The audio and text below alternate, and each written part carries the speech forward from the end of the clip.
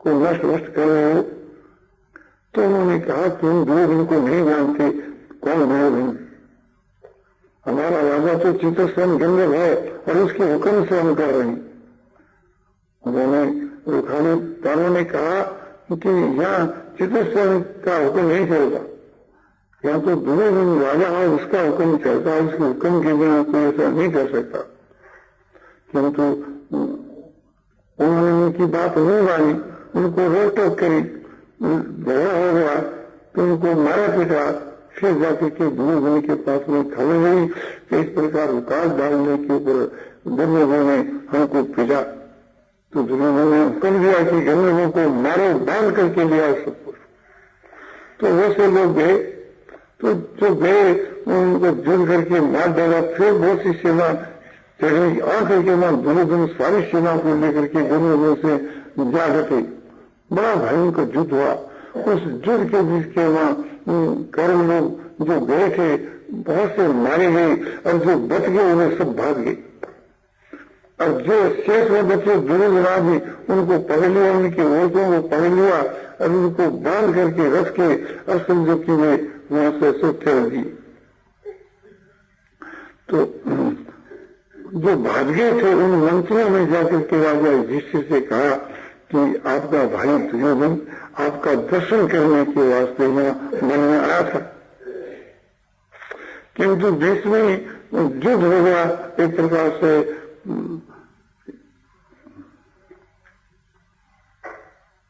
यक्षों से, गंधर्वों से। तो गंधर्व लोग जो है उनको बांध करके उसको ले गए। आपकी औरतों को आपके रहते हुए आपके भाइयों की ऐसी बेइज्जती उसको कर रहे गंधर्व लोग। जिसने सोचा भी ठीक बात है, कहा भीम अर्जुन तुम दोनों भाई जाओ और सब जाओ और हमारे भाई दुर्योधन को छुटा करके लाओ। सुन कहता है कि महाराज दुर्योधन आपका दर्शन करने के जो आवे विश्वास करने के लोग बोले इस बात को तुम छोड़, मैं खुद जाता, किंतु मैं एक प्रकार से कि यज्ञ के बीच में दीक्षा लेकर के बैठ गया हूं, इसलिए भाषा हूं। तुम जाओ और हमारे भाई को छुटा करके लाओ। अर्जुन ने कहा कि भाई भीष्म महाराज की आज्ञा का पालन करना ही हम लोगों का परम धर्म, चलो हम सब करें। और दुर्योधन के मंत्री से कहा कि मंत्री साहब हम आपके सामने प्रतिज्ञा करते हैं कि दुर्योधन को छुटाकर वापस जाएंगे तभी कर्ज खोलेंगे। एक तरह से प्रतिज्ञा करके सब भाई दुर्योधन के ऊपर चढ़ाई कर और बड़ा भयंकर युद्ध हुआ। गंधर्वों ने कहा कि हम तो आप लोगों की रक्षा के वास्ते इन लोगों को पकड़ करके लाए, तो हमारी रक्षा के वास्ते जाए तो छोड़ दो। बोले छोड़ेंगे नहीं, तो छोड़ेंगे नहीं तो युद्ध करो। तो फिर बड़ा भयंकर युद्ध हुआ। उस युद्ध में गंधर्व से हार गए। तो चित्रसेन गंधर्व के ऊपर बड़ा प्रभाव पड़ा कि देखो शत्रुओं के वास्ते मित्रों से लड़ाई कर। तो दोनों राजा दूसरों को ऐसे महाराज का तो हमने दर्शन करे। तो फिर दर्शन करने के लिए आए तो राजा जिसने पहली बात ये पूछी कि भाई दुर्योधन को समझो रस से खोल दिया, मंदिरों से खोल दिया? नहीं, खोला नहीं। बोले उसको पहले खोल, उसको खोल करके लाकर सामने खड़ा कर दिया। अब दुर्योधन बड़ा लज्जित हो गया कि धिक्कार है मुझको, मैं तो उनको मारने के लिए आया था, ऐसे शत्रुओं से मुझको छुटा करके जाए, मैं क्या मुंह दिखलाऊंगा भीष्म आदि के सामने जाके। बात तो चुपी हो गई। तो और से मुंह को पूछने लगी, उसकी लज्जा की तरफ देखे जिसने देखा कि लज्जा का मारे मर जाएगा तो इसको वहां से विदा कर देना चाहिए। बोला भाई दुर्योधन तुम्हारे भाई लोग तुम्हारी प्रतीक्षा करते होंगे तो तुम जाओ उनसे पहले मिलो। तो फिर भाइयों से मिलने के लिए आए, सब भाई मिले। भाइयों ने पूछा कि दुर्योधन गंधर्वों से छुटकारा कैसे पाया? वो पांडवों ने मुझको से छुटाया। तो बोले तुम्हारे चेहरे पर भी रह जाते हैं। अरे पांडवों ने छुटाया तो क्या समझो आश्चर्य की बात हुई। पांडु तो तुम्हारी प्रजा है, वो राजा की सेवा करना प्रजा का धर्म है। उन्होंने तो अपनी धर्म का पालन किया है, फिर इतनी निजा कौन बात की। बोलो संसार में दुर्योधन बोला कि मैं संसार में मुंह दिखाने लायक नहीं रहा, मैं क्या मूल्य करके संसार में जाऊंगा।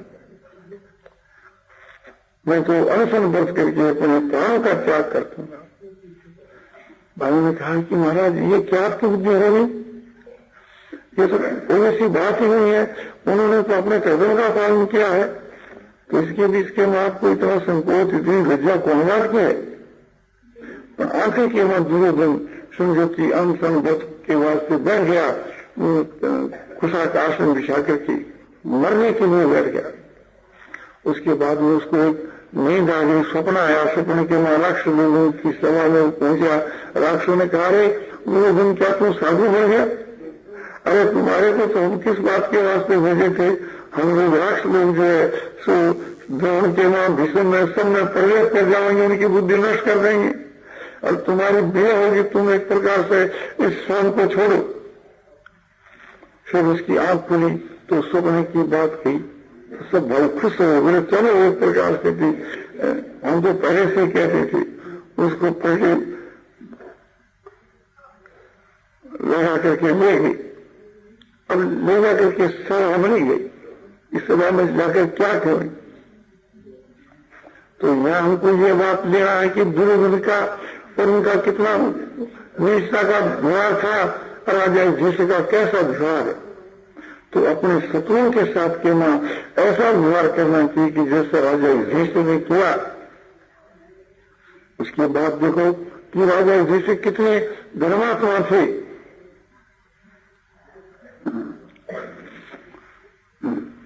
साल भर के लिए राजा युधिष्ठिर विराट नगर के मां रहे, तो उस समय के मां दुर्योधन ने सारी पृथ्वी खोज डाली, कहीं राजा का पता नहीं मिला। तो उस समय में भीष्म जी ने कहा कि युधिष्ठिर कहां पर, इसको मैं जानता हूं। तो उन्होंने महाराज बतलाई।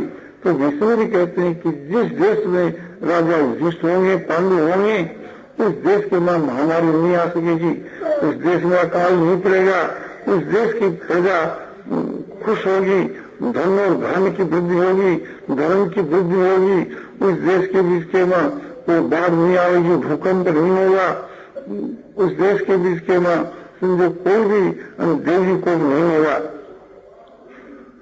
तो सब जो आए थे गुरुसर, उन्होंने कहा कि ये सारी बातें विराट नगर में है। तो नहीं है कि राजा युधिष्ठिर विराट नगर में, तो ख्याल करना चाहिए कि राजा युधिष्ठिर की खोज की गई तो किस प्रकार से की गई, ख्याल करना चाहिए। राजा युधिष्ठिर का कितना बड़े प्रभाव था, क्यों वे बड़े धर्मात्मा थे, बड़े उत्कोटि के महात्मा पुरुष थे। ये उन्होंने कहो कि धर्मात्मा पुरुष थे एक प्रकार से। इतना ही क्या, जब राजा युधिष्ठिर राजा हो गए और दुर्योधन आदि सब मारे गए और बहुत दिन तक राज करते रहे, तो उसके बाद के बीच के मां एक दिन की बात है, एक दिन की बात है कि एकांत देख करके के भीमसेन ने इसको ताना मारा, किसको, धृतराष्ट्र को, गांधारी को। ये कहा कि देखो अब तुम्हारा पुत्र तो मारा गया और तुम पराए घरे रह करके पेड़ भरते हो, धिक्कार तुम्हारे पर। तो ये सुन के उनको बड़ा दुख हुआ, होकर के नहीं उन्होंने अपने मन में वो बात रखी, किसी को नहीं की। विदुर जी और संजय तो करीब करीब उनके पास में हुआ करते थे, उनके सामने ये प्रस्ताव रखा अब वन में जाकर के वहां रहकर तपस्या करके वहां अपना जीवन बिताना चाहिए, क्यों थोड़ा जीवन रह गया है। तो विदुर ने कहा कि ये आपका प्रस्ताव बड़ा अच्छा है, हमारे राजाओं के बीच के वहां आप हमारे पूर्व पुरुषों में कोई भी घर में रहकर नहीं मरा, तो आपको वन में जाकर के तपस्या करके कि मरना आपके लिए बहुत उत्तम है। किंतु ये किसी को पता नहीं है कि भीमसेन ने तारा मारा इसलिए वन में जाए। श्री महाराज जी से प्रातःकाल चरणों में नमस्कार करने के लिए आया करते थे। तो जी से आए तो जी से कहा, बेटा मेरी यह इच्छा है कि मैं वन में जाकर के तपस्या करूं और बाकी का जीवन वहां जाकर के बिताऊं। जी से दुखी चिल्ले से कहने लगे कि पिता जी ये क्या बात है, क्या हमारी सेवा में कमी आई है कहीं? आपने ये विचार ही क्यों किया? आप यहां रहकर के तपस्या करो, भजन ध्यान करो, तप करो, वन में आप क्यों जाते हो? बोला नहीं, मेरा एक प्रकार से मन है। उन्होंने कहा कि विदुर जी ने कि इनकी जो इच्छा है तो वन में इनको जाने दो। इसी ने कहा कि ये कैसे हो सकता है, यहां रहकर आप तपस्या करो। तो धृतराष्ट्र कहने लगे कि यहाँ तो हम तपस्या करते हैं किंतु अब वन में जाकर करने का विचार करते हैं। राजा जिसने कहा कि युधिष्ठिर तुम हमारी बहुत सेवा करते हो और बहुत प्रबंध तुम्हारी तरफ से थी, किंतु इस बात को गांधारी जानती है। तुम जैसा भोजन करते हो इसी प्रकार से मेवा मिष्ठान थाल सजा करके और हमारे पास भोजन के लिए भेजते हो, किंतु हम आज समझो कि 15 वर्ष बीत गए, किंतु 15 वर्ष के बीच के वहां हमने कभी भोजन नहीं किया। ये जो थाल आते हैं इसे लोगों को दे देते हैं, ये भोजन कर लेते हैं। हम तो कंदमूल खा करके के अपना जीवन निर्वाह करते हैं, तब करते हैं घर में रहकर ही। राजा ने बड़ा सुन लिया कि 15 वर्ष में कभी आपने भोजन भी नहीं किया। तो नहीं, हम कभी ये भोजन आपका भेजा हुआ भोजन जो है कभी नहीं करते। राष्ट्रीय भोजन तो कंदमूल खा करके अपना निर्वाह करते। राजा जी तुम्हारा प्रबंध बहुत अच्छा, तुमने हिंदू ढोले लाकर रखे हैं और अच्छे गिदरे, मखमल के गिदरे और समझो की अपने रेशमी गिदरे सब रखे हैं, किंतु हम उस पर कभी नहीं सोते हैं। आज 15 वर्ष बीत गए, तुम्हारी माता या गांधारी जानते इस बात को, हम भूमि के ऊपर ही शरण करते हैं। जैसे हमारा पुत्र मारा गया है तब से हमने तपस्या करना शुरू कर दिया है, चटाई बिछा करके और भूमि में सोते हैं। इसी प्रकार ये तुम्हारी मेरी माँ सोती है, मैं सोता हूँ, और इसी प्रकार से हम दोनों व्रत का पालन करते हैं। हमने अन्न का त्याग कर दिया है और इस प्रकार से अपना जीवन बिताते हैं, किंतु अब वन में जाकर के जीवन बिताएं। राजा युधिष्ठिर को बड़ा दुख हुआ, बोला मेरा बड़ा धन्यवाद है कि आप हमारे यहाँ रह करके और न खाते न सोते और भूमि पर शयन करते हैं और इस प्रकार से कंदमूल खाते रहते हैं। मैंने आपका इंतजाम मेरे भाइयों के अधिकार में रखा था, इसलिए आप मुझको बहुत पश्चाताप करना पड़ता है। मैं आज से थी समझो कि खुद आपकी सेवा करूंगा और आपको भोजन करा कर ही भोजन करूंगा। राजा को बड़ा पश्चाताप हुआ। फिर उसके बाद के बीच के वहां राजा जब अपने सभा में चले गए तो विदुर को भेजा, या फिर विदुर से ये बात कहवाई कि मैं जाने के समय में पुण्य धर्म करना चाहता हूँ, दिल खोल करके। मेरे जवाई मर गए, बेटे मर गए और सब हमारे सगे संबंधी और हमारे प्रेमी, हमारे कुटुंब वाले सब मर गए।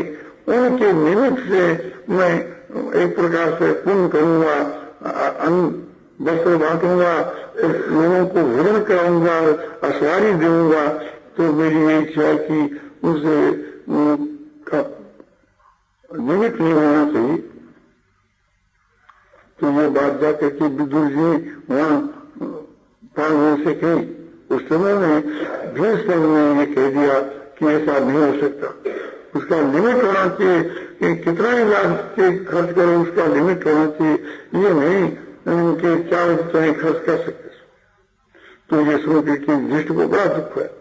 युधिष्ठिर ने उसे विदुर जी से कहा, विदुर जी हाथ जोड़कर मेरी प्रार्थना है, भीमसेन ने जो बात कही है वो धृतराष्ट्र से नहीं कहना, ये मूर्ख है और इसका कोई अधिकार नहीं है इस माफी के कहने का, ये अनधिकार बात कहता है। मैं जो कहता हूँ समझो कि वो बात ही महाराज से कहना, महाराज से ये कहना कि मेरा और अर्जुन का दोनों का शरीर भी आपके समर्पण है, अब जो कुछ हमारे अधिकार के में है वो सब आपका है, सब को आप दान दे सकते हैं, हम लोगों को भी चाहे जिसको दान दे सकते हैं। अर्जुन को पूछ लो उसको ये बात स्वीकार है कि नहीं है। अर्जुन ने कहा कि बहुत ठीक है महाराज, जो कहते हैं अक्षर से मैं उसका समर्थन करता हूँ। अभी विदुर जी आए, अपने फिर से पूछा कि मैं क्या कहा युधिष्ठिर ने, युधिष्ठिर ने कहा सारी बात कह दी, और युधिष्ठिर ने क्या कहा, बोले एक बात कही उसके वास्ते मना कर दिया, तो मना कर दिया, उसको भी तुम कह दो, मैं हुक्म देता हूँ कि एक प्रकार से थी जिस बात के लिए युधिष्ठिर मना किया वो भी कह दो, जो कुछ युधिष्ठिर ने कहा सब बात तुम कहो। बोले महाराज क्या कहूँ मैं। प्रथम भीमसेन ने अनुचित बात कह डाली, भीमसेन ने ये कहा कि इस प्रकार से नहीं हो सकता, उसका लिमिट होना चाहिए और बिना लिमिट के एक प्रकार से खुला तो नहीं मिल सकता। तो इसके उत्तर में राजा युधिष्ठिर ने भीमसेन को धमकाया और कहा कि ये मूर्ख है और ये अनधिकार बात कहता है, इसलिए ये सब बात नहीं कहना, ये मेरी प्रार्थना है और मैं जो कहूँ कहना।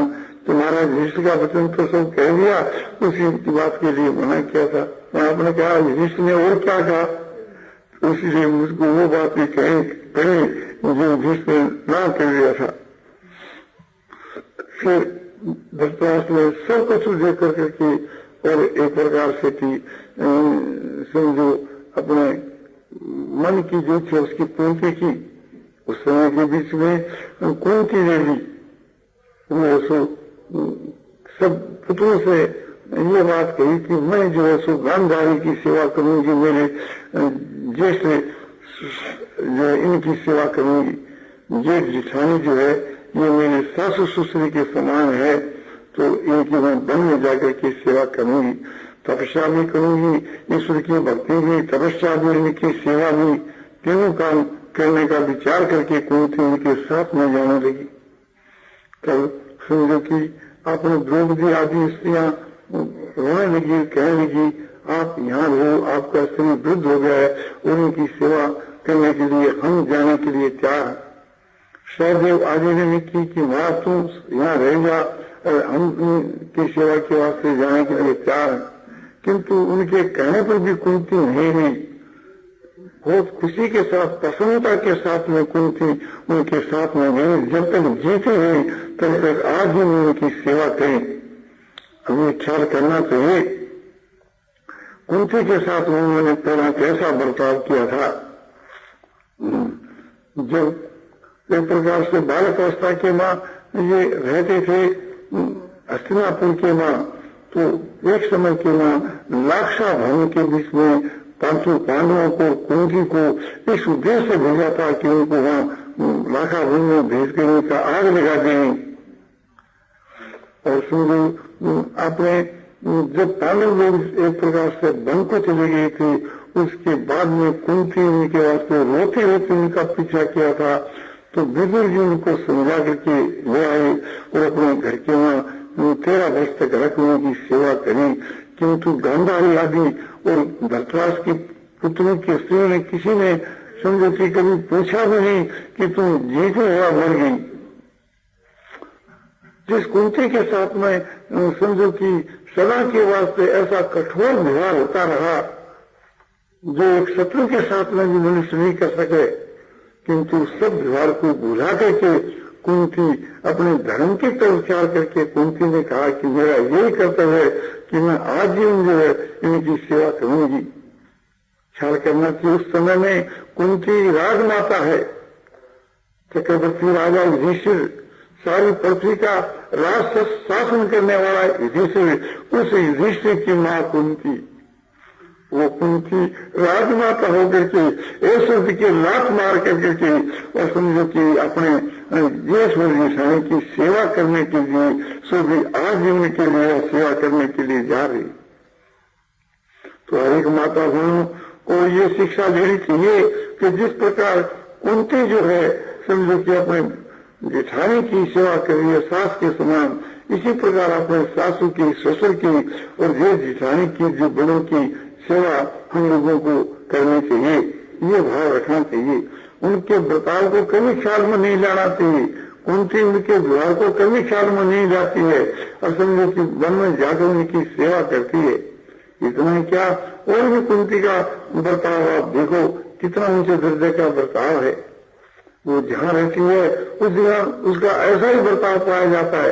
एक समय की बात है कि एक चक्रा नगरी के बीच के वहाँ पांचों पांडव और कुंती ये छिपकर के रहते थे, ब्राह्मण का वेश धारण करके की। क्यों छिपते थे कि दुर्योधन को मालूम हो जाएगा तो वो बलात्कार से थी, समझो कि हम सबको मार डालेगा, इस भय से थी वहाँ छिप करके रहती थी एक ब्राह्मण के घर के ऊपर। एक दिन की बात है कि एक समझो कि चपरासी आया और आकर के उस ब्राह्मण को ये खबर दे दी कि कल आपकी बारी है। वहाँ एक बकासुर नाम का राक्षस रहता था, उसको रोज एक मनुष्य की बलि दी जाती थी, एक भैंसे की, एक मनुष्य की और एक गाड़ी भैंसा गाड़ी राम ने हुई अन्न की। तो उस ब्राह्मण की पारी आ गई।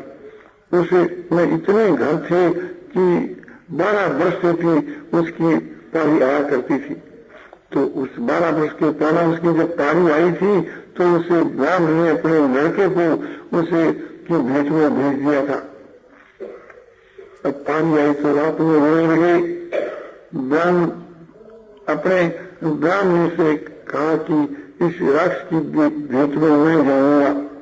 ब्राह्मण रोने लगी कि नहीं महाराज, मेरे रहते आप कैसे जाओगी, मैं आपकी धर्म पत्नी हूँ और मेरा ये कर्तव्य है कि अपने प्राणों को देकर के पति के प्राणों को बचाना चाहिए।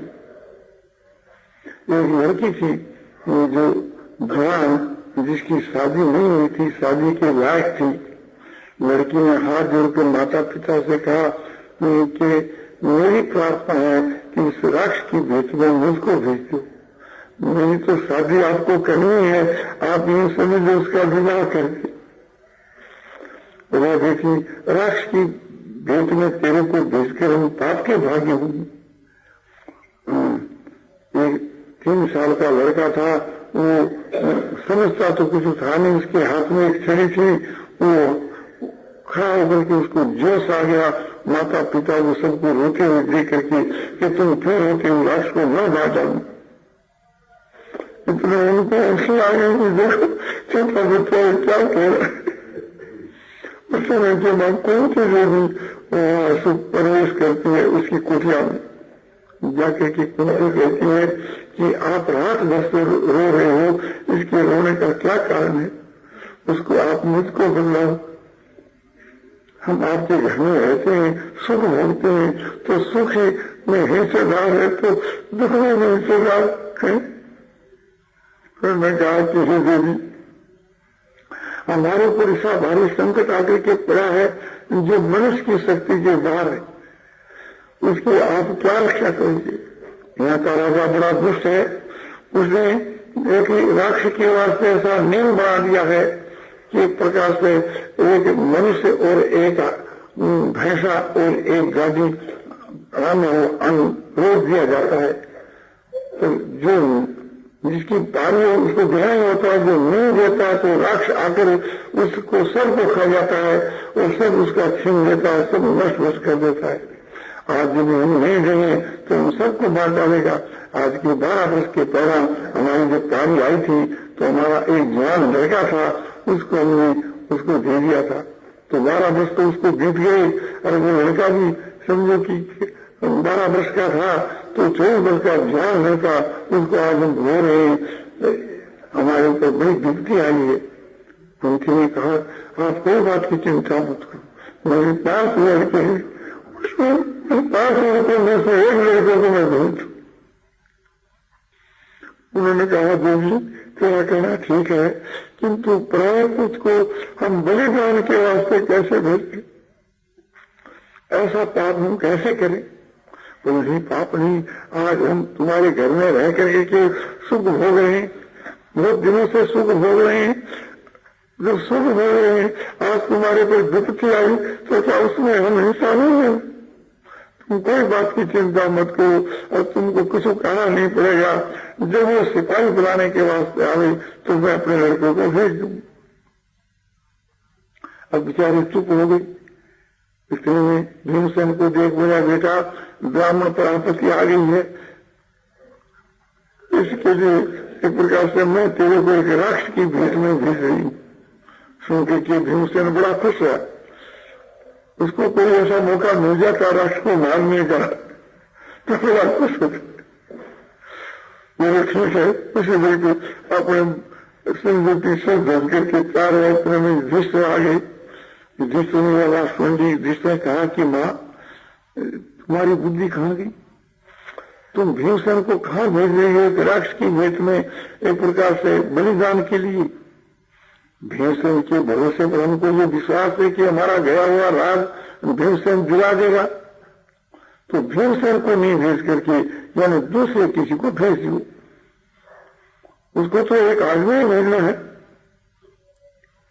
माँ बोली बेटा तुम्हारा कहना ठीक है, मैं सब तुमको जानती हूँ, मैं भीमसेन के पराक्रम को जानती हूँ। भीमसेन उस राक्षस को मार करके वापस लौट आएगा और उस ब्राह्मण का क्या सबका उपकार हो जाएगा, देश का इस शहर का उपकार हो जाएगा। और तुम लोगों में किसी की मैं हिम्मत नहीं देखती जो उसको मार करके तुम वापिस आ सको। जब भीमसेन पैदा हुआ था तो मेरी गोद से थी, एक शिला पर गिर गया था तो शिला का चूर-चूर हो गया और उसके फूल की छड़ भी नहीं आई। इसलिए मैं समझती हूँ कि इसका शरीर जो है सो अपने बड़ा कठोर है और ये राक्षस से मरेगा नहीं। तो युधिष्ठिर का माँ ठीक है तुम्हारा विचार, तुमने जो कुछ विचार किया बड़ा अच्छा विचार किया। फिर भीमसेन वहां गए तो कुछ पहले पहुंच गए, राक्षस के आने में हुआ धर्म। भीमसेन समझो भूखा ही गया था तो उनको भूख लगी तो भीमसेन देखा कि ये रांधा हुआ अन्न तो पड़े हुए, वो उसको खाने लग गया। तो खाने लग गया तो खाते खाते इतने में वो राक्षस आ गया। राक्षस ने दूर से देखा कि आज ये कौन है कि जो तेरे लिए लाया हुआ अन्न खा रहा है। उसको ललकारा कौन है जो हमारा भोजन उसको खा रहा है। भीमसेन कुछ जवाब नहीं दिया। फिर निकट आ गया और भीमसेन तो खाते गए तो फिर उसी के पेट में समझो कि खूब जोर से मुक्का मारा। उस मुक्के के मारने से थी समझो कि भीमसेन का कुछ भी नहीं बिगड़ा, वो तो खाता ही गया। और उसका जो हाथ है शुरू हो गया कि जैसे कोई पत्थर पर देख मारा। फिर भीमसेन खुशी से खा करके फिर हाथ मुंह धो करके तैयार होकर के सामने खड़ा हो गया। उसने कहा कि मेरे लिए भेजा हुआ अन्न तू खा रहा है, तू जानता नहीं कि एक प्रकार से जो यहाँ आता है वो मेरा भोजन होता है, तेरे को भी मैं आज खाऊंगा। तुम क्यों आया है पता है? हाँ बोले पता है, मैं तेरे को मारने के लिए आया हूँ। तो रोज एक उसको जो मारता है उसका बदला लेने के लिए आज मैं आया हूँ। अब तो जमीन का युद्ध छिड़ गया तो वहां जो पत्थर थे पत्थरों को उखाड़ के पहाड़ों को उखाड़ के एक दूसरे को मारते हैं और वृक्षों को उखाड़ एक दूसरे को मारते हैं। वहां जो समझो कि पत्थर जो है और ये जो वृक्ष है ये वहां हथियार हो गए तो सब निमर गए, उनका चूर हो गया, सब एक प्रकार बिगड़ गए, आसपास नहीं मिले तो मजदूर करने लगे। उस मजदूर के बीच के वहां भीमसेन ने उसकी चोटी पकड़ के और मानो उसको पड़ के फिर चोटी पकड़ के उसको घुमाया और घुमा करके उसको फिर पड़ करके उसका 2 टुकड़ा डाला कमर से तोड़ करके और फिर घींच करके उसको दरवाजे के ऊपर लाकर छोड़ दिया। जब प्रातः काल हुआ तो सब लोग इकट्ठे देखा तो मरा पड़ा, तो उसको मरे को मारने लगे और जाकर राजा कहने लगे, वो तो कहता मैं मारा, वो कहता मैं मारा। तो राजा बड़े अपने फंस गए। तो मंत्रियों ने कहा कि आज पारी किसकी थी, जिसकी पारी उसको बुलाओ। तो वो उस ब्राह्मण की पारी थी, तो वहां से अपने दूध भेजा गया। तो दूध ऐसे वहां बोला कि आज किसकी पारी थी, क्या बात हुई। तो उन्होंने देखा कि तो जीता हुआ भीमसेन आ गया, ये क्या बात है, कोई अपराध हो गया होगा तो सबको रश आ जाएगा। तो भीमसेन कहा तुम डरो मत। और भीमसेन में जोड़ा गया, जाकर सारी बात की इस प्रकार से इस दुष्ट को मैं मार डाला। उनके भी विश्वास हुआ कि था लंबा थोड़ा शरीर इतना है, नहीं मारा दूसरा नहीं मार सकता है, कोई नाम देने लोग नहीं। मैं तो यही नाम है कि बस मेरा कर्तव्य का मैंने पालन कर दिया। फिर आकर के माताओं ससुर से कह दिया कि यहाँ से चल दो, नहीं पता लग जाएगा कि भीमसेन के बिना कौन मार सकता है, तो जरूर हम फिर हमारे ऊपर आक्रमण करेगा। तो फिर वहां से भी उनका गुजार करके दूध का गुजार करके आगे चलेंगे। तो उससे हमको ये शिक्षा लेनी चाहिए कि जिस प्रकार से थी अपने कुंती ने अपने पुत्र को भेज करके ब्राह्मण की रक्षा करी और देश की रक्षा करी, ऐसे माता बहनों को कहीं महामारी आ जाए, कलेश आ जाए, कहीं पर सुंदर अकाल पड़ जाए, कहीं बाढ़ आ जाए, तो अपने पुत्रों को भेज करके और उन सबकी आदर पाल करके उनकी रक्षा करनी चाहिए।